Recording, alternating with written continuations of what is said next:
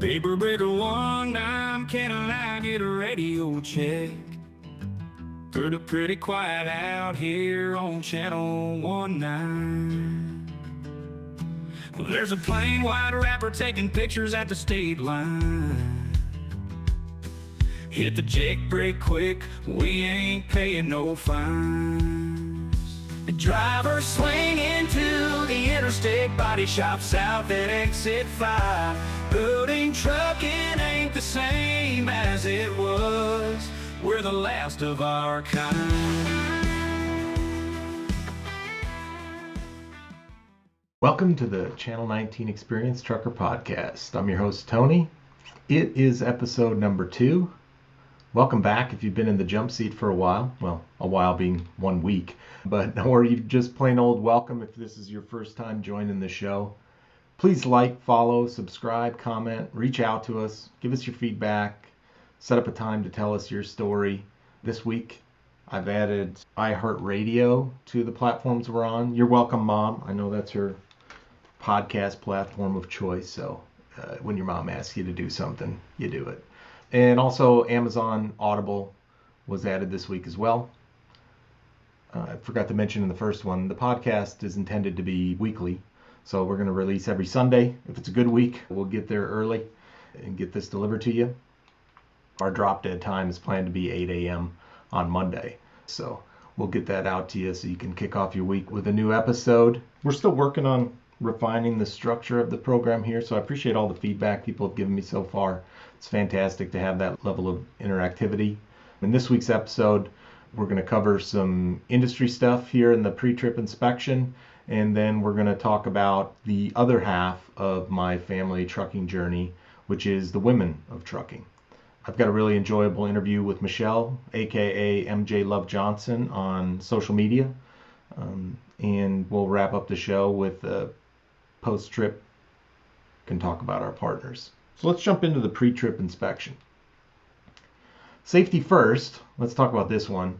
And this is news to me to some degree because I haven't been a content creator before. But I guess in the realm of content creation, there's a lot of people who copy people's profiles, pretend to be them. And I just wanted to make clear, I'm not going to ask you for money. I'm not going to send you a message with a link to buy me some Amazon gift cards or whatever the scam of the week is. So if you get a message like that from me, don't send them any money. If I do something like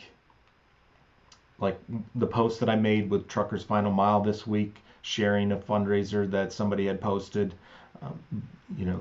that'll come through the official channels. It'll be linking to their website. I always pay with PayPal or some service like that has a little bit of fraud mitigation. Be careful where you participate, where you send money. It's just the world we live in, unfortunately. If you ever have any concern, message me. I report quite a number of people every week because they're trying to scam me or do something that just makes social media and other platforms kind of a hassle. But we'll just keep flagging them and be safe. And if you ever have any questions, reach out. One thing I wanted to mention that's going on in the industry, and it's been in the news a lot lately, has been around broker transparency. I've been on many sides of the equation over the years. I won't go into my in-depth opinions on this here. We can talk about that sometime if people want to. But the big thing that I want to point out is the comment period has been reopened. Go share your input. Let your perspective be known. Share that with the people who are up to making these decisions. It's open until March 20th. I'll post a link on the Facebook page so you can easily find where you can make your voice heard. Get in there and make comments. They reopened the comment period. It had been closed earlier, but now's a second chance to go in and get your comments heard on how you feel about broker transparency and the impact that it has on you. And finally, here in the pre-trip inspection, a couple disclaimers. Probably have to post this somewhere as well, but just so we're clear, the comments of the guests and myself do not reflect anybody else. It's just our opinions. This is for entertainment purposes. This stuff isn't practical advice. We're not trying to tell you how to run your business. You don't want to replicate a lot of the things that I'm going to tell stories about how I did them. There's better ways. A lot of this is about talking about how things go wrong and so other people can avoid them. You're responsible for your decisions. I'm here for entertainment purposes, and so are the guests. All right. Pre-trip inspection over. Let's jump in the seat, push these buttons in, and get the show rolling.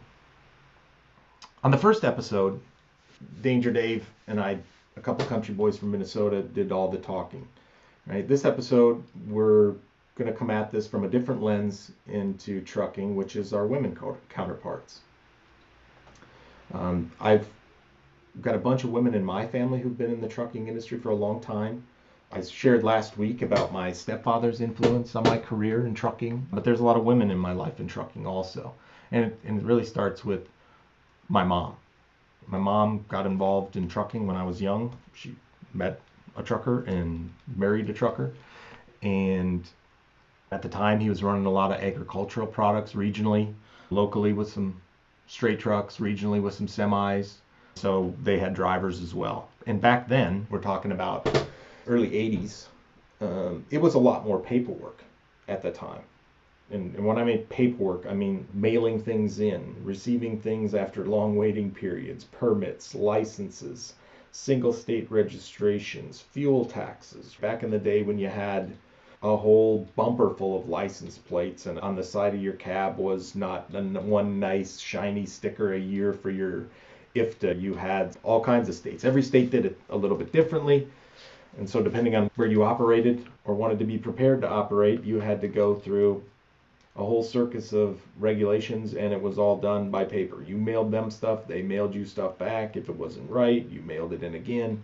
A ton of orchestration behind the scenes. I mean, if you've ever seen any pictures like of some of the large carriers who were large back then, like the Schneider Nationals or the CFIs of the world, they had huge rooms filled with people, largely women, handling all this orchestration of paperwork. It was an astronomical amount of bureaucracy. And so Mom and a lot of other spouses in the industry, that was their exposure first, was kind of the behind the scenes orchestration. Remember, at the time, you didn't have the instantaneous connectivity back to your home either. So if you were on the road all week, there was additional lag time in between when you could respond to stuff yourself. So naturally, a lot of spouses back then were handling the behind the scenes processing, whether that was the bureaucracy stuff that I just mentioned or just the paperwork of getting paperwork submitted to your carrier so you could get paid, reconciling the settlements, making sure you got paid for everything. A lot of fundamental blocking and tackling work that had to get done on an every day, every week basis to have a successful trucking enterprise. You didn't have the internet, you didn't file things online, you didn't take pictures in the cab of your truck. You had to do it the snail mail a lot of the times. Drivers were hard to come by back then as well. This air quotes driver shortage has been a challenge. Good ones are even harder to find, and finding drivers at a rate that it still makes financial sense to run the trucks given what the freight rates are. It was a challenge back then too. I don't remember what year it was, but when drivers were really hard to come by, my mom got her Class B license, and she started doing the same way I started, which was hauling peas, sweet corn, sugar beets in the summertime. And then that kind of grew, and more women started doing it. There wasn't a lot of women even in that local realm. I'm trying to think back, and I can't remember very many women truck drivers in that local agricultural market either. So that was kind of a novel thing. I remember there being a big write-up. My brother and I have been trying to find a copy of that paper back in the 80s. The local paper did a story on the women truck drivers. So whatever it took to make the business successful and thrive, my mom got involved in. Then when I became an owner-operator, my mom did all my books for me in my early years. Similar problem, right? In the mid-90s, technology wasn't much more advanced than it was in 1985. So Mom keeping track of all the books, reconciling the expenses, making sure my settlements were right, making sure the check got deposited. Back when you had to drive to the bank to get your check deposited or you didn't have any money to buy fuel and things like that. Somebody had to do the orchestration for me too in my early years, and that was my mom. And Frankly, my books have never been as good as they were in 1997 or whatever year she stopped doing the book. So throughout her career, and she's had a lot of different aspects of trucking in her life, she would go over the road and participate while in the cab when the technology kind of got to a point where somebody didn't have to be at home managing this. Somebody could go on the road, and it was just a matter of time and internet connection to get some of this stuff done. And she's worked for big carriers, little carriers. Her attention to detail really shines through in a business where attention to detail is maybe the difference between making a profit and not. So thank you, Mom, for all you've done for trucking, for all of us. We wouldn't be where we are without you. Moving on, my wife has also been in the trucking industry for about 20 years. She grew up in trucking. My father-in-law, her father was an owner-operator, as well as a military veteran, and he was leased on to Navajo. So, she grew up in trucking, which as a kid, and also my mother-in-law, it's never an army of one in trucking. It's a family. It takes support from one another to make this thing work and be successful. And in her career, she's worked a variety of roles: little carriers, big carriers, shippers. She's in technology now, and that doesn't even include 20 years of managing me and my career in transportation over the last 20 years. So one more phenomenal woman in the trucking industry in my immediate circle.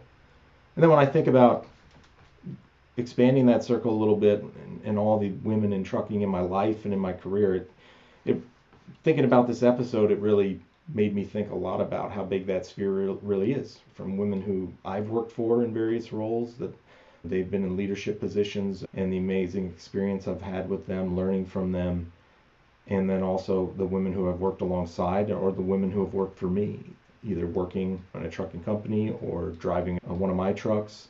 It numbers in the thousands. Women continue to make an enormous contribution to trucking and logistics. I was reading some data from Women in Trucking, and they put the number of women commercial drivers at around 14%. And if you think out a little bit broader than that, not just commercial drivers, but the women in the trucking industry and transportation and logistics, it's much higher, and it's probably closer to 50-50. Also, an interesting thing to think about is women as commercial drivers is one of the fastest growing demographics. We see a lot more women entering it. There's a number of articles that have been out lately talking about it over the last few years. Trucking has always been an industry where if you're willing to make a sacrifice and you're willing to put in hard work, you can make a difference for your family and change the trajectory of your family's story. So a ton of women making that leap behind the wheel and getting their hustle on in a variety of different ways. And it's awesome to see and see the transformation that takes place along with it. I've got a great interview here with Michelle. First up, we'll do a quick sponsor break, and then we'll play the interview and keep the show rolling. Our interview this week is sponsored by Trans Carolina Permits. Trans Carolina Permits is based out of North Carolina. I was messaging with Jan Corbett, the owner of Trans Carolina Permits, with her husband Bart, who's also a trucker, and talking about their business. They had found our podcast and had messaged me about it, and we've just been talking about their business, seeing what they do, and talking about our trucking lives. The company's been in business since 1977. They've got a team with a ton of experience in all of our favorite part of trucking, which is the government. They provide a portfolio of services for the trucking industry, various applications and permits, FMCSA, Authority 2290s, IRP tags, DMV tags, trailer plates, state filings for your business, over-dimensional permits, not to mention they have a compliance program. They'll help you with clearinghouse setup and queries, IFTA and mileage reporting, so your state-by-state mileage, your fuel purchase tracking, and get that wrapped up into a nice little bundle for quarterly filings. They're a one-stop shop for your trucking needs. You can find them on Facebook and LinkedIn, or check out their website, www.transcarolinapermits.com, or give them a call at 1 800 899 4870. Let's kick off our interview here with Michelle, and I'll see you after that. All right. Welcome back, everybody. Welcome to the Channel 19 Experience Trucker podcast. We've got a great guest joining us this week, Michelle, and we're really excited to hear about her trucking story. Welcome to the show, Michelle. Wonderful to meet you and talk to Thank, you in person. thank you. Nice to meet you. I'm glad to be here. Just trying to spread, good side of trucking. That's what I do on my page is showing all the positive sides of the business because I'm a positive person. And I want my Facebook page to just be the good things of life, and trucking's been a good thing in my life, and getting the chance to travel is one of the reasons why I love that. Yeah, that was the thing that drew me in, right? There's plenty of pages with the negative and the loop of complaining about whatever it is today. But yours has a positive vibe, a joyful vibe, somebody who you could tell enjoys this life of ours. And so that's what drew me into watching more of your videos and reaching out. So, how did you get into trucking? How did you find your way into this business? Well, it's kind of a long story. My family used to work in transportation when I was a young girl. So that was my first, it wasn't trucking specifically, but we worked in transportation. We used to do pet transportation when I was very young. So that kind of brought me into the transportation business to begin with. Then years later, I never had plans to be a truck driver. I met my husband. He was into truck driving already when I met him. And I even used to say, I'll never date a truck driver. That was like on my list, you know? But I always think God has other plans. You tell him, I don't want something, he gives it to you. So be Right. careful what you don't want in your life. You'll get it tenfold. So I met my husband. We dated while he was on the road for a year. Then he came and lived with us, and he always wanted to go back into it. And all he ever talked about was trucks. I swear he loves his truck more than his wife. I sometimes feel like he loves trucks. Like that's all he talked about. I want to be a driver, owner, operator. He also was worked in business. I worked as an independent business owner multiple times. So we were very independent people, I guess. We owned multiple businesses before. And so getting in the trucking business was something I was already aware of because of my history with my family's transportation business. My husband was like, I'm going to be an owner operator. And you get to the point where it's like, okay, honey, I'm buying you a truck. I'm sick of hearing it. Go drive. Because you get to a point where he talked about it so much. I just was like, I'm sick of it. Here's your truck. I'll help you start the business. And I was 100% supportive in helping him getting funding and helping get everything set up in the business. And then I never drove truck until just this last year. I started training, and it took me almost a year of training and school before I was able to get licensed. So it took me about a year from beginning the day I started school, I never backed a trailer. Like I had no experience driving. And so it took me a while. It was one of the most difficult things I did was getting my CDL because I'm a little older and learning is harder at my age. So it took me a little longer, but I did finally test out and I'm licensed now. But I've helped him run the business for 2 years now, but I've been driving. Well, first I had my permit. So I worked with him. He trained me, helped train me too. And I've been driving through training, and now I'm completely licensed just since last October, November last year. So Awesome. only like 6 months really. I've been licensed, but it took me almost a year to train. So that's how I got into it because of my husband mostly. You wouldn't be the first one who got wrangled into this mess via a spouse. Yeah. Well, it's interesting you said about you guys' background in business, because I think a lot of people who end up owner operators tend Hmm. to not understand the business part of it because they haven't been through it before, right? If you've been an employee, whether it's at a regular Yeah. company, a trucking company, right, or you're a truck driver, there's certain perspectives and understandings of all the paperwork and the filings and the regulations and stuff that you don't really see. And then when you become an Yeah. owner operator, it's kind of like when you move into your first house when your parents aren't footing the bill and you're like, what I got to pay for the trash and the water and the Hmm. electricity. Like, when does it stop? A lot of people get surprised when they make the jump to being an owner operator if they've never owned a business before about just all the Yeah. regulations and the various filings and the I need to fill out this form every year and this form every 2 years just to stay up to date on all this stuff. But you guys kind of had a background for that. Yeah, managing a business is a full-time job. I went to business school, so I do have history in management. You really have to have an owner sense. It's not for everybody. I don't recommend just becoming an owner operator unless you have a business sense or know how to run business. It's just not for everybody. You do need experience. You do need money. And business doesn't mean you're automatically rich. They'll tell guys, "Oh, come out here, you'll make." I think they're crazy. They'll be like, "You're going to make 10 grand a week." And I'm like, "You guys are crazy." You think that these guys are Right. making it. It's almost like a scam.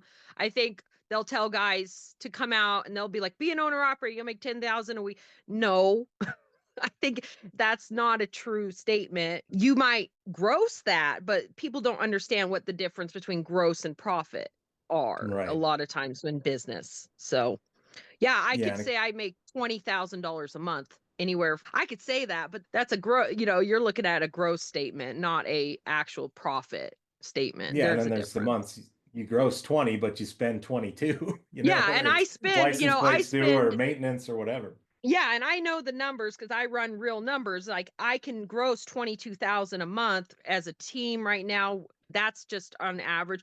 And then my expenses are 18,000 a month easily.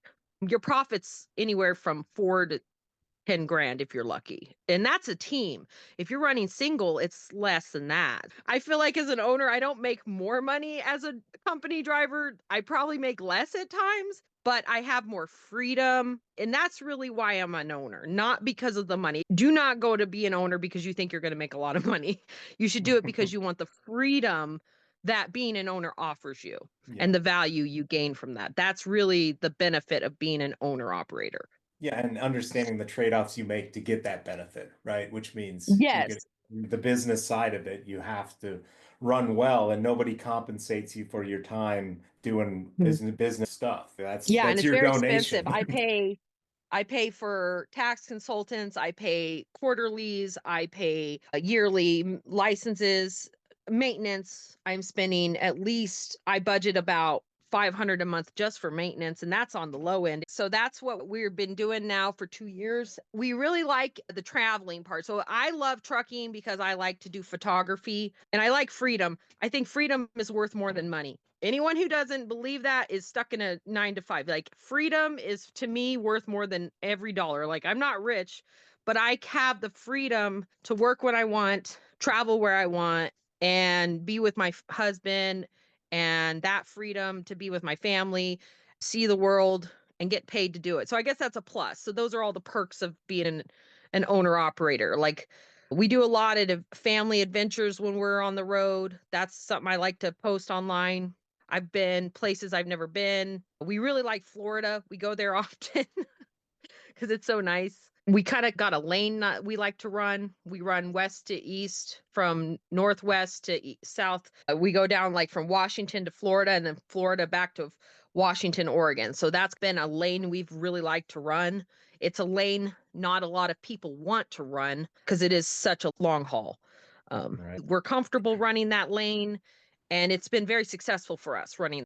And it takes at times effort to enjoy trucking, right? Well, and as an owner, I get to pick where I go. I like to pick we only have one truck. We aren't running multiple at this time, but personally, just because the kind of person I am, I just like to work for myself. I would support anyone who wants to be owners. As of now, we don't have any plans to hire more people. It's more just making our own money right now, just working for ourselves, being independent. That's where we're at financially and where we want to stay for a while.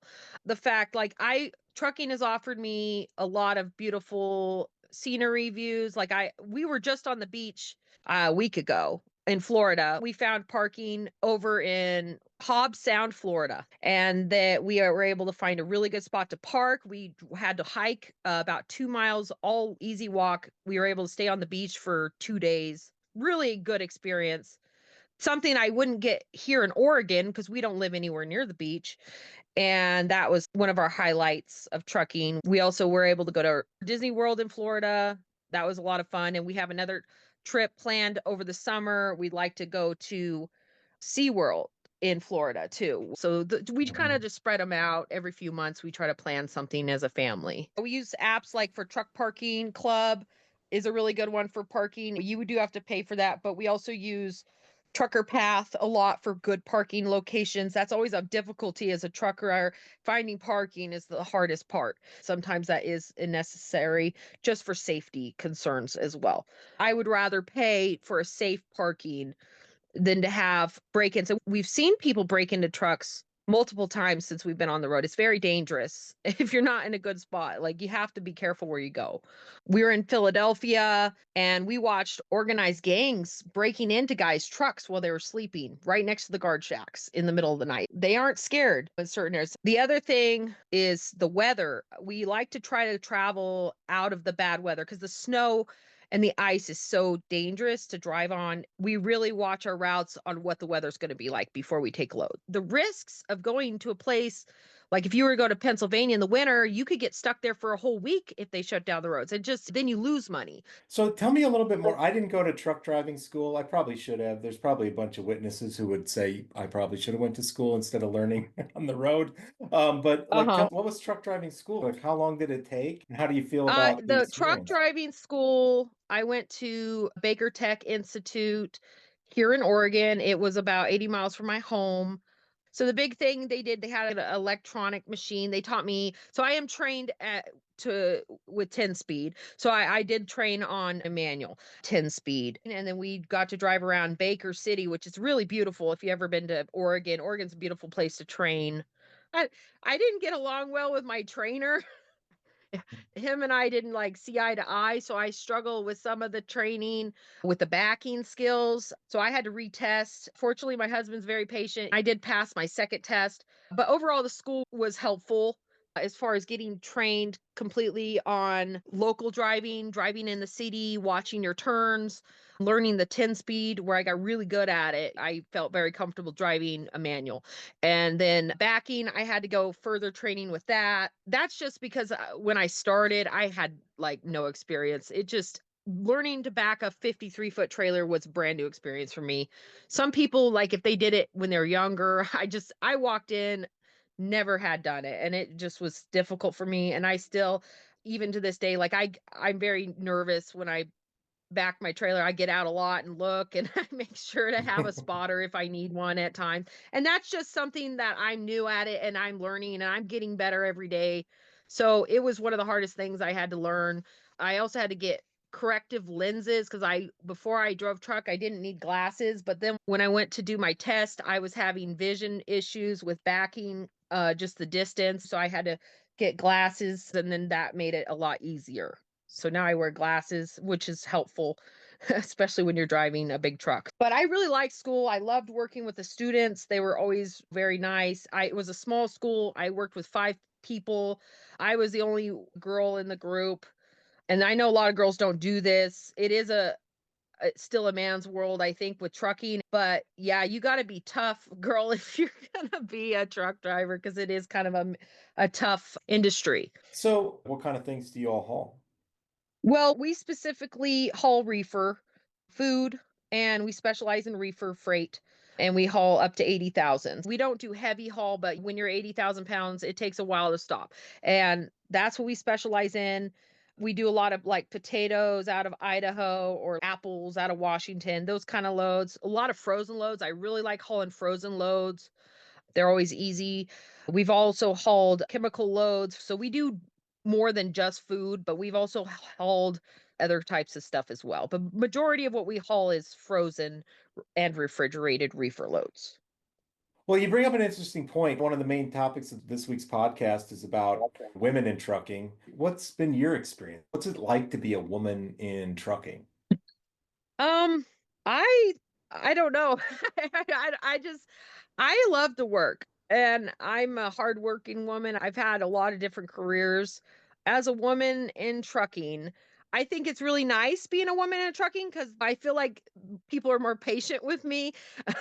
The other truckers are always really nice to me. The brokers are always really nice to me. So, as a woman in trucking, I've had a good experience overall. My husband's always given me help.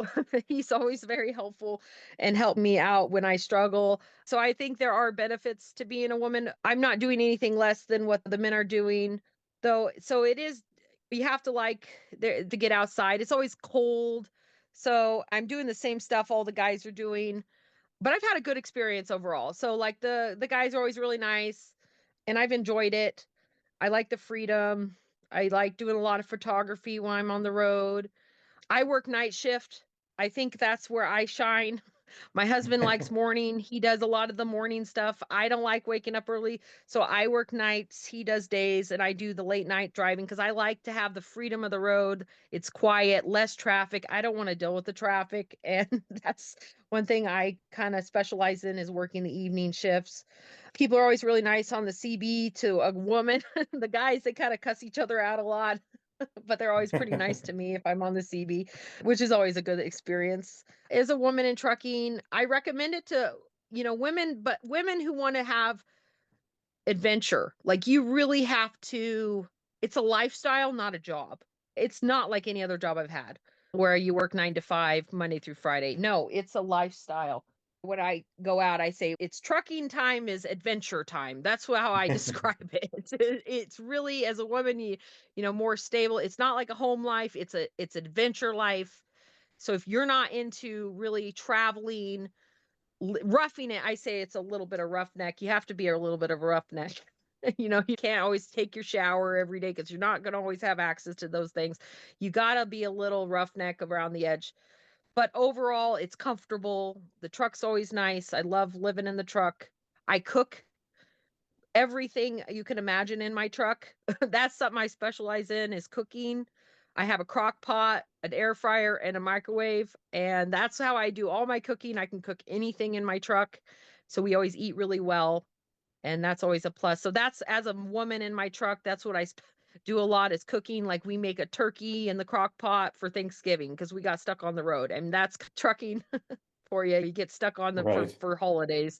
So we made a turkey in the crock pot and it came out is better than any other turkey you could have made at home. You got to enjoy every minute of it because you really live out there. I live my life every day on the road. I enjoy Yeah. my life every day on the road. We'll run anywhere from 600 up to 800 miles a day. It's very tiring. Like it can be really tough. Even if you're not driving all of those miles, I'm in that truck for all those miles and I have to hit every bump. You feel every bit of it.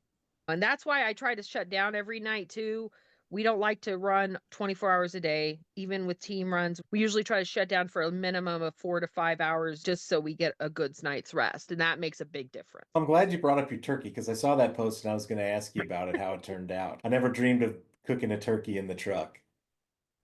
Oh, no, we love cooking in the truck. My crock pot, we're always throwing food in it. It's as good as any other way to cook. I don't like eating at truck stops, to be honest with you. I really prefer to cook my own food. That's something as a someone who's cooked her whole life.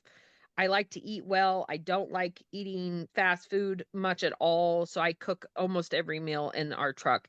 And that contributes to good health. So we always make sure to take our walks every day and eat well while we're driving. And I think that makes a huge difference as a driver that I'm taking good care of my health because it is a tough job and it's hard on your body. So eating well and getting that exercise makes a huge difference on my day of how I feel. And your attitude too, right? If you feel better, if you're healthier, your attitude Yeah. towards things has a chance to be better. I think it all plays a part in making it Yeah, that's like enjoyable. a lot of guys.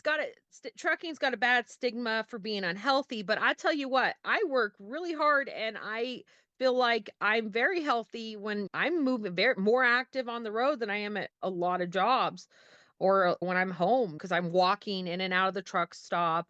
I'm getting a lot of exercise. So we try to take our walks after every meal. Sometimes we'll just stop for 15 minutes just to do a walk and take a bathroom break and take those walks. It makes a huge difference. When you're driving a lot of hills, like you'll swell and it helps with the swelling on your legs. So you got to watch that. to make sure to stop and take breaks. So Yeah, and especially as you get older, right? There's things I could do in trucking at 22 that I'd have no prayer of accomplishing right now at 47, right? I think that's why trucking was hard for me to transition to. It was one of the harder jobs I've transitioned to because of my age. I'm older now, but I really enjoying it now. But I've struggled through it. I had to work really, really hard to get my CDL license. And now that I have it, it's like a weight off my shoulder. And now I'm getting more comfortable with it and it's easier. It does get easier. So driving was really hard. When I first started, I couldn't drive very many hours and now I find it very easy. If you're going to get into it, it does get easier, but it's something if you're going to get into as you're older, it is a little more difficult and you just got to be patient with yourself. And I had to learn patience on how to learn. My husband made it sound so easy, but he'd been driving since he was 6, you know. You know, he grew up on a farm driving big trucks. I didn't.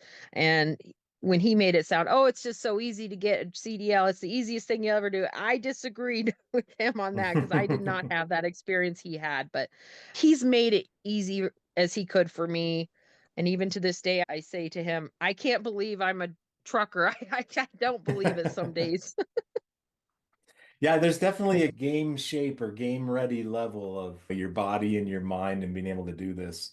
And the other thing too is my stepdad, he just retired from trucking full time. And I mean, like it blows my mind what he was doing in his 60s, right? And still doing it hard and running miles. And I'm like, you are Superman. And So part doesn't want to stop. And that's the other thing. I told my husband, I said, well, we could stop anytime we wanted or in a few years. But then the other part of me is like, and go back to a regular job. And I'm like thinking in my mind, is that even an option at this point? Because you get to that independence level, that freedom, and you're like, if I go back to a normal job, they're going to tell me to get up early and go to work and I'll be making minimum wage again. I'm like, I don't want to do any of that ever again. So right. it's hard to transition. I think it would be harder to transition back to a regular life. I'll just keep driving truck. I love the traveling. And as long as my health is well, I would probably do this for quite a while.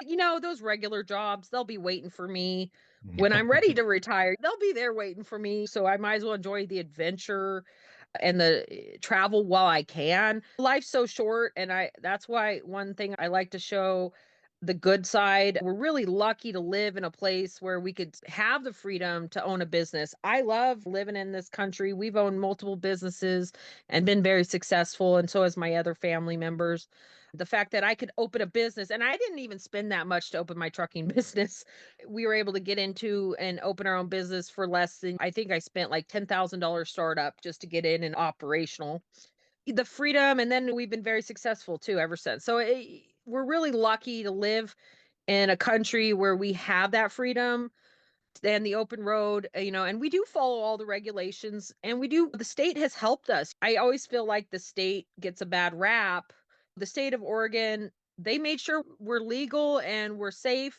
It's been a very good experience. I've been very happy with the state of Oregon as far as getting my license and they've helped me. Like I'll call and say if I need help with the registration, they're very helpful. So when we were on the open road, we didn't have any problems with inspections. We've always done 100%. We've got an A+ on all of our inspections. We've been very lucky and we've been very good to stay in compliance. And the state made sure we were in compliance before we started. And that was always a good thing. So I don't hate on the state. They've been helpful to keep us safe and made trucking a good experience overall. Well, Michelle, I can't thank you enough. It's been such a pleasure to meet with you and talk with you and to hear your story. Do you want to share your social media so people can come check out your videos and see the rest of your Yeah, story as it unfolds? so we're going to be posting a lot more videos. Mostly I use Facebook and I have Instagram and you could look me up for MJ Love Johnson is my name on there. So it's MJ and Love Johnson. And the reason I have that name is because I just love my life and I want to share it with everyone and show all the good side of trucking and just in my life in general. Life's so precious and life's so short and I have a beautiful family and I just love to share everything this world has to offer. I'm going to be posting more videos. I usually try to post at least a couple a week of trucking and traveling, and just I want to spread love to the world because there's so much negative. We need the positive. I said we have enough of the negative Nancy's out there. We need more of the positive people who can share the world and the good side. So that's what I'm doing on my page. Awesome. Well, everybody check it out. I enjoy the videos and thank you for posting them. It connects me back to the road and seeing your adventures and the beautiful scenery and everything that you guys are up to. So thanks so much for joining the podcast. Thank you so much. Have a good day. All right. Welcome back. A couple quick mentions here. Women in Trucking is a nonprofit focused on encouraging women in trucking, promoting their accomplishments, and minimizing the obstacles faced by women in the transportation industry. They've got a ton of resources for finding work, mentoring, webinars. They hold annual conferences.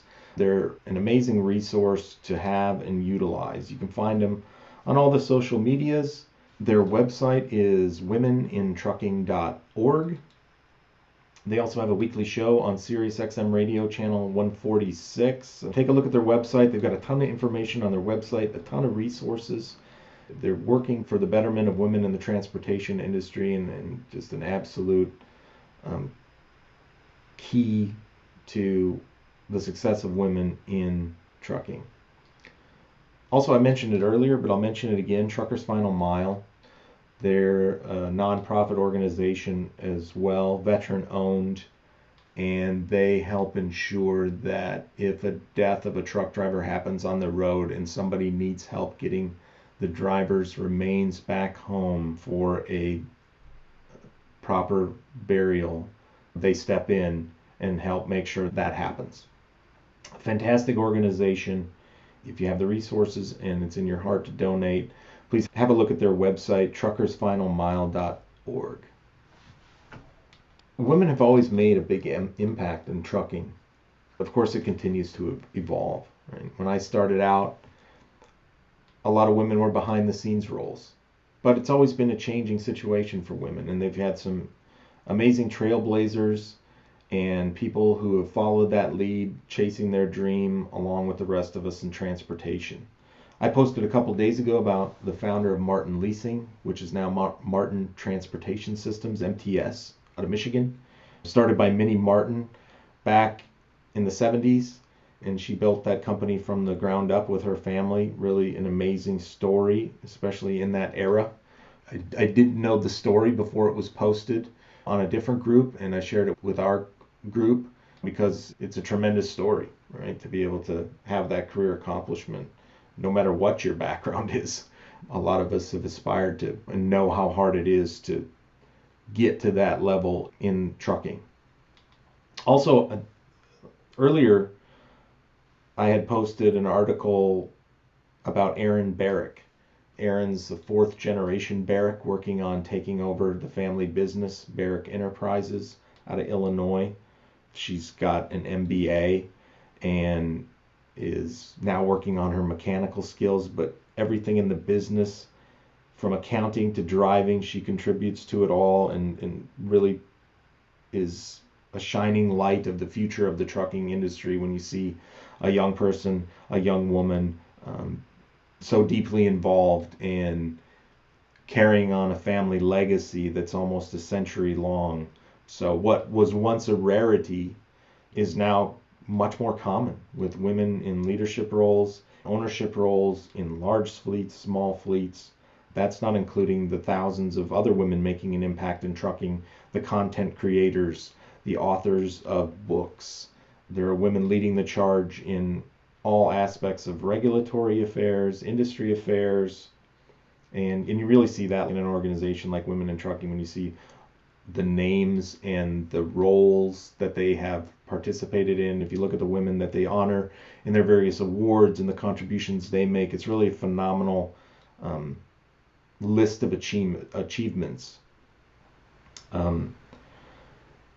We plan to bring in stories from all across the spectrum. We started with a couple of goofballs from Minnesota. We've talked about women. Trucking has always been a melting pot in an industry where sacrifice and hard work can change your family story. The Who will continue to change, and we really hope to share those diverse stories with one another. We all come at this from different backgrounds, from different family stories. Some of us had a family story that led us into trucking. Other people, it was just an opportunity, and the rest of their family maybe thought they were nuts because they didn't have that connection to it as a family legacy. So they jumped into it and are taking on that challenge of being the first generation to get into transportation.